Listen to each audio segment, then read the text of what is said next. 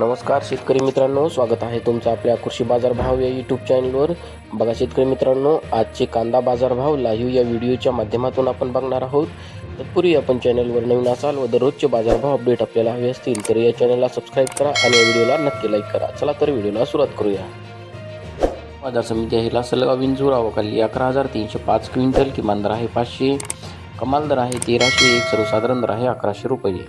यापुढील कृषी उत्पन्न बाजार समिती आहे सांगली, आवकाली 4,705 क्विंटल, किमान दर आहे 500, कमाल दर आहे 1,700, सर्वसाधारण दर आहे 1100 रुपये। जात आहे लोकल कांदा।